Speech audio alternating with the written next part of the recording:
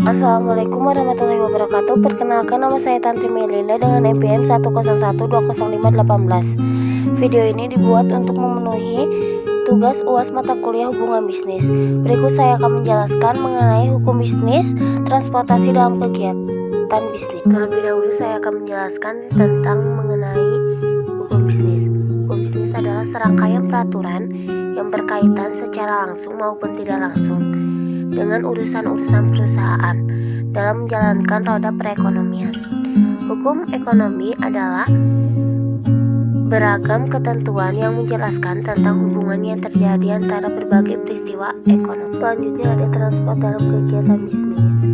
Transport atau pengangkutan dapat diartikan sebagai pemindahan barang dan manusia dari tempat asal ke tempat tujuan.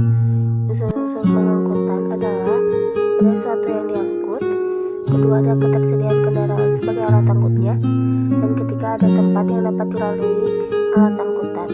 Abdul Qadir Muhammad mendefinisikan pengangkutan meliputi 3 dimensi pokok, yaitu pengangkutan sebagai usaha bisnis, yakni mempunyai ciri-ciri sebagai berikut.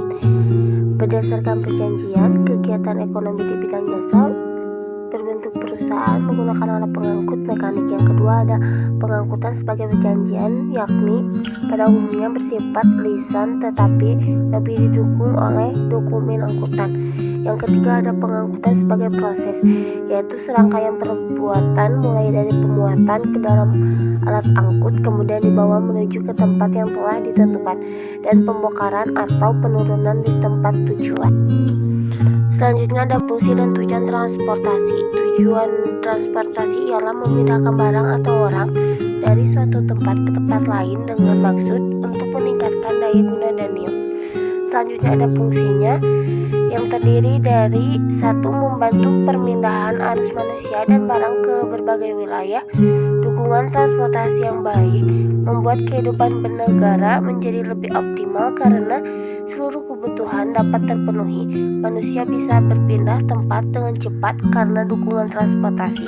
Berbagai urusan dapat diselesaikan berkat transportasi itu sendiri, termasuk dengan permindahan arus barang yang didistribusikan ke berbagai wilayah. Kebutuhan masyarakat di setiap daerah menjadi semakin lebih terpenuhi. Yang kedua ada transportasi juga mampu menunjang perkembangan pembangunan.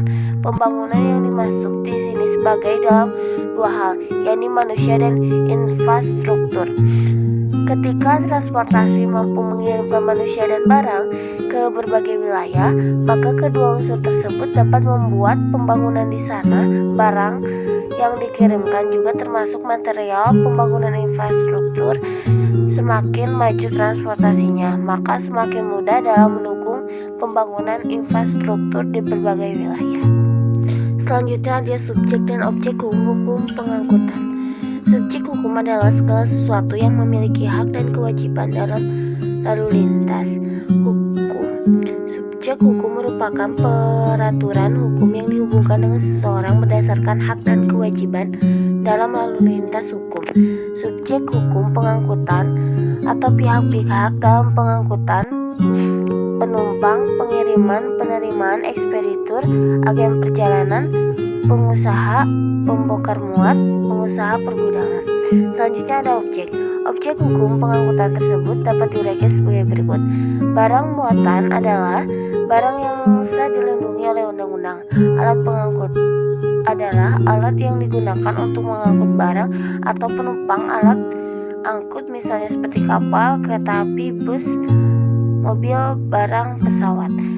Selanjutnya ada biaya angkutan, adalah sejumlah uang yang harus dibayarkan kepada pengangkut atas jasanya yang telah mengangkut barang atau penumpang.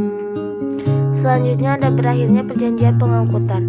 Untuk mengetahui kapan dan di mana perjanjian pengangkutan berakhir, perlu dibedakan menjadi 2 keadaan, yaitu pertama, keadaan di mana proses pengangkutan berjalan dengan lancar dan selamat.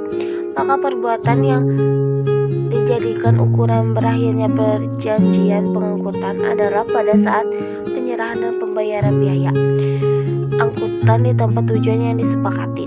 Yang kedua ada keadaan di mana terjadi peristiwa yang menimbulkan kerugian, maka perbuatan yang dijadikan ukuran berakhirnya perjanjian pengangkutan adalah pada saat pemberesan kewajiban membayar ganti kerugian.